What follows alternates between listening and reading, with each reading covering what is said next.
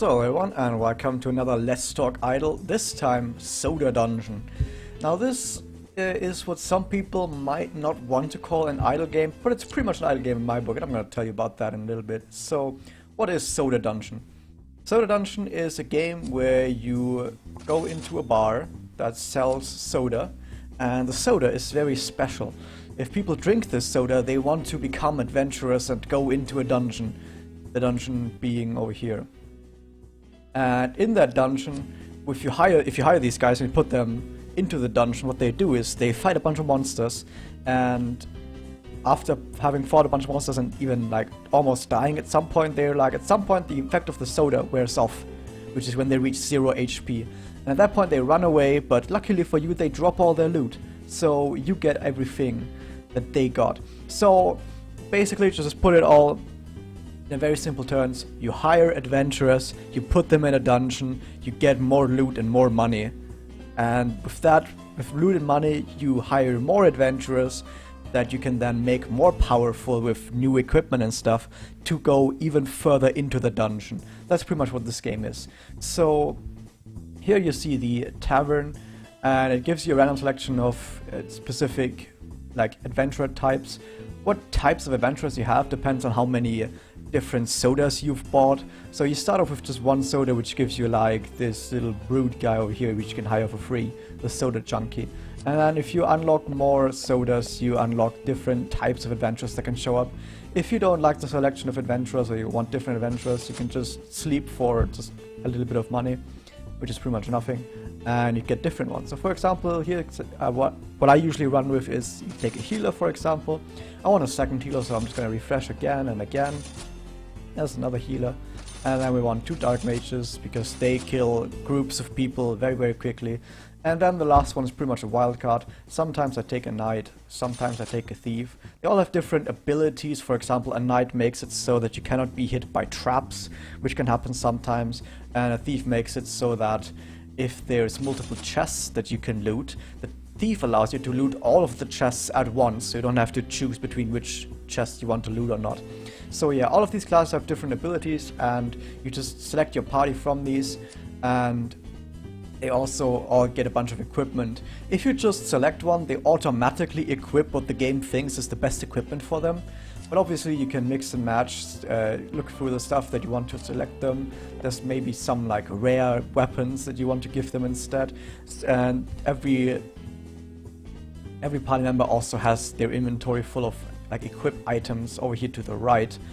These are either like unused items or passive items. Like these are usually the important ones. Like armor, sword, shield doesn't really matter too much, but the equipped items are the important ones. Because for example, you have one that makes it so target group is likely to miss its next attack. That's really good. Or a 15% boost to magic attacks. Immune to status effect like Hero Blood. I usually give these guys Hero Blood.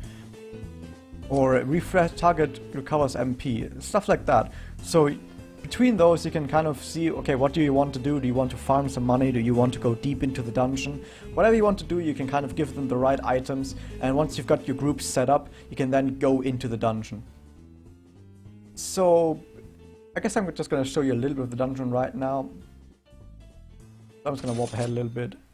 You don't have to start from the start every single time. So here you are in the dungeon. You have 3 party members on one side, 2 party members on the other side. If you're further into the game and you have a pet, it also appears here. And each party member is like a turn-based combat. Each party member has their own sort of stuff they can do. They can attack, defend. This is a healer, so you can heal one guy, heal multiple guys, or heal also multiple guys, but it also cleanses debuffs. And if you have specific use items, like this is the holy candle that I equipped to that guy, you can use that as well. Or you just do this. I'll just click on guys. So why is this an idle game? Because at this point it just looks like, oh, this is just like a turn-based sort of like infinite game RPG. Because I think it does sort of go infinitely long at some points. You do reset the game, but let's get to that later. The reason why I call this an idle game is because you don't really play like this unless you're fighting a boss or something. What you usually do is you turn auto battle on, and then you minimize the game. You can't see it right now, but I minimized the game, and now I'm gonna put it back on. There we go. And then you can also sometimes choose your path. If you have, you can choose a path here and, oh no, I got a trap. If I had a knight on my team, that wouldn't have been a trap. By choosing a path, sometimes you get a trap, sometimes you get extra treasure, sometimes you get all your HP and mana refilled, or nothing happens. Or you get ambushed by enemies, that can also happen. But you can also decide to just not take a path. So that choosing a path thing is only something that happens every now and then. It doesn't actually happen that often. So what usually happens is you have a floor which consists of like 10 levels. First few fights are fairly simple, then you have a mini boss, then you have some harder fights, and then you have the big boss. And after the big boss, you get a treasure chest. And every 100 levels, you have a special story boss. Now I'm coming up on a special story boss here, and I'm going to tell you right now that I'm not going to be able to beat this story boss, because this is a very special story boss that can only be fought by fighter class adventurers. First off, I'm going to show you this until I get there. By the way, these guys are also automatically using abilities and items according to certain variables. For example, if there's 3 or more enemies, my mages will cast an area of effect spell. If someone is low on HP, my healers will automatically heal them. Or if someone is getting low on MP, my guy will use the MP potion, stuff like that. Now obviously the AI is not perfect, and at some points you will want to do something about the AI. So for example, when on bosses, I usually always recommend fighting them like this, unless with auto off and just fighting them normally, because the AI might do really stupid stuff. For example, it's not healing this guy over there because he's not low enough to be healed. But I can tell you this boss one-shots this guy. If he were to normally attack. But this is a special boss, like I said. This boss can only be fought by fighter type enemies, so it doesn't actually matter what I do here. But yeah, for example, against bosses, what you want to do is you want to use your area of effect spell. Why do you want to use the area of effect spell? Because this spell can inflict confusion and poison. And confusion and poison are extremely powerful against bosses.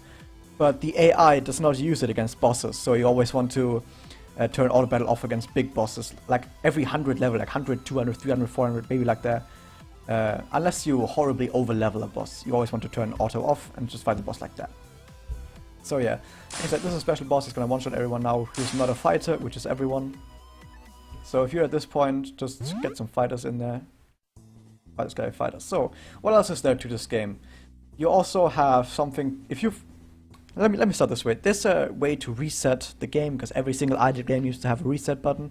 And what happens here is when you start the game, you go to a floor 100. Once you reach floor 100, the game is going to be like, well, there's no more floors, but you can go through this portal right here. And once you go through the portal, the game is going to reset, and now the dungeon goes up to level 200. And if you reach 200, you're going to reset again, and then the dungeon goes up to level 300, and so on, and so on, and it just keeps going. Right now, our maximum level is like 900, which is like a few weeks into of me playing this game. Actually, more like 2 weeks or so, or 1.5 weeks. I don't actually remember. Dimension 8, that's the one. And after you've reset once, you unlock the essences and relics. So every time you reset the game, you get a selection of one out of multiple sodas. Like special sodas, they're relic sodas or whatever. And into these relic sodas you can put these essences that you just randomly find while adventuring through the dungeon. And it makes you more powerful in various aspects. It gives you magic damage, it gives you hit chance, it gives you more gold, more HP, stuff like that. And you also gain sort of like special relics for specific classes to make specific classes better. What else is there in this game? You can exchange money for essences if you've bought something specific. You can go to like a secondary dungeon, which is the Lair of Despair. It's basically like a hard mode dungeon that you can do as well. Just because I guess just one dungeon wouldn't have been too fun. So if you don't like going through the normal dungeon, or you think you sort of like hit a wall, you can go into the other dungeons, see how far you can get there. And in my experience, you get more money and essences going through the special dungeon on average, but it's also harder to go through it, so it makes sense. You also find more rare items, so it's also good. Now, every few hours you can also do a 3v3 tournament, where you just send 3 guys in, and depending on which difficulty you can get different rewards. So, for example, just 1 relic upgrade, or 60 essences, or just a bunch of money. Yeah, 5,000 is nothing. I get 5,000 from my 1 fight from where I'm at right now. But yeah, you can just do the relic token. The arena fights are extremely easy once you've gotten, like, the Dark Mages and equipped them a bunch. Because Dark Mages, with a bunch of equipment, absolutely destroy enemy groups, which is pretty good.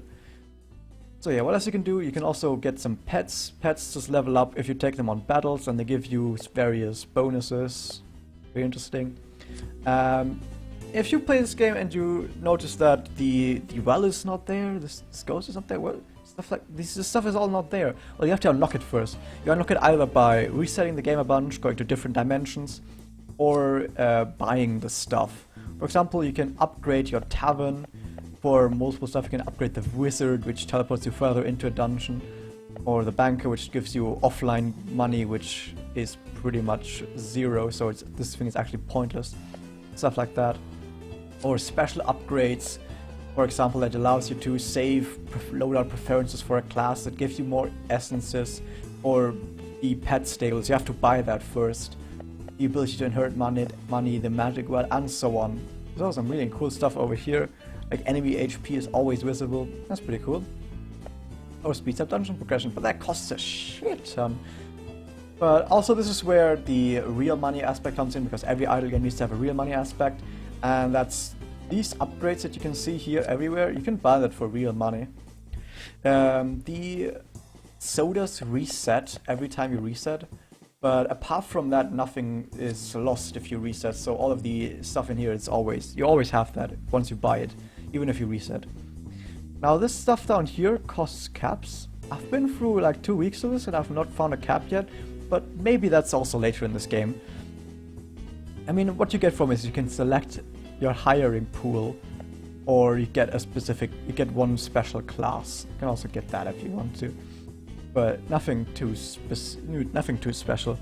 You also have the blacksmith guy who sells a bunch of stuff, but these items are usually just for your starting equipment. Once you've reset, you go in here once, buy the starting equipment, and after that you don't ever visit this guy ever. I mean, he allows you to sell duplicate items that you don't really need, but that's not even that important. But yeah, that's pretty much it for this game. It's got a fairly simple core, just hire a bunch of guys, send them through dungeons. But with all the different like add-ons to the game, there's actually quite a bit to do, and you can play this game fairly actively. However, why I say this is an idle game, because what I usually do, I go in here, scrap together my usual party, like this, look that I have everything correctly, and then I just go into one of the 2 dungeons. And once I've gone to one of the 2 dungeons, I just keep auto battle on, and then I minimize it for like 2 hours or 1 hour or something, however long I think it might take.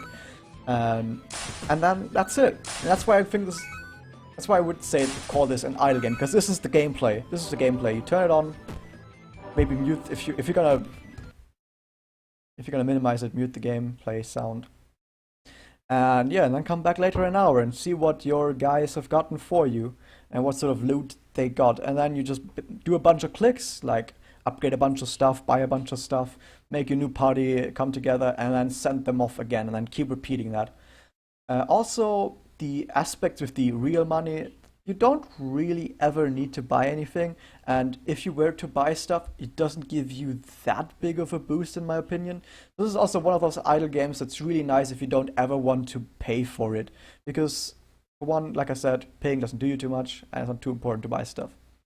So yeah, I think overall, this is one of those idle games that I have to say after 2 weeks it does get a bit monotonous, because I always keep doing the same thing over and over and over again. I'm pretty much just grinding right now, which might not be the best feel, but apart from that, with all the various bosses that appear every now and then, like every 100 levels in the main dungeon, that have really specific stuff, like for example, like I said, the one guy can only be fought by fighters, then you have a guy that has to be healed in order for you to kill him.